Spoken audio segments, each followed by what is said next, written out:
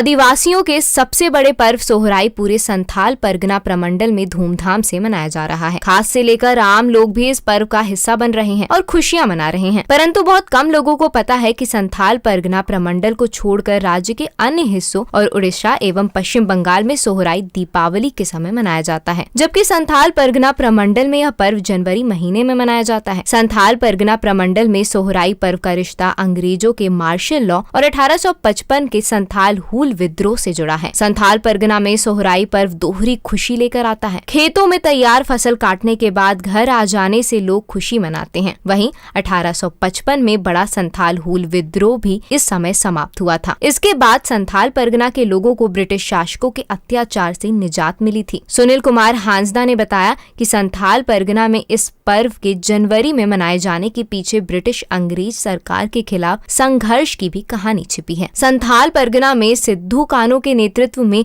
30 जून 1855 को अंग्रेजों के विरुद्ध बड़ा विद्रोह संथाल हूल किया गया। अंग्रेज सरकार इस विद्रोह से काफी डर गई थी। इस विद्रोह को दबाने के लिए धारा 144 लगाया गया, फिर मार्शल लॉ लगाया गया। इसे 20 नवंबर 1855 को लागू किया गया और जनवरी 1856 से हटाया गया। संथाल परगना क्षेत्र में अंग्रेजों ने 1855 में दीपावली के समय धारा 144 तथा मार्शल लॉ लगा दिया था, जिस कारण आदिवासी सोहराई पर्व नहीं मना पा रहे थे। लेकिन जब 1856 में मार्शल लॉ खत्म हुआ तो लोगों ने सामूहिक रूप से सोहराई मनाने का निर्णय लिया। यही कारण है कि संथाल परगना में सोहराई दोहरी खुशी लेकर आता है और तभी से ही प्रत्येक वर्ष जनवरी में यह पर्व मनाया जाता है। यही कारण है कि सोहराई के गीतों में भी अंग्रेजों से मुक्ति का जिक्र रहता है। सोहराई पर्व यहाँ 5 दिनों तक मनाया जाता है। सभी गाँव में अलग अलग तिथि को यह पर्व मनाया जाता है। यहाँ प्रकृति पूजन के साथ साथ भाई बहन के प्रेम और मवेशी पूजन का पर्व भी मनाया जाता है। यही कारण है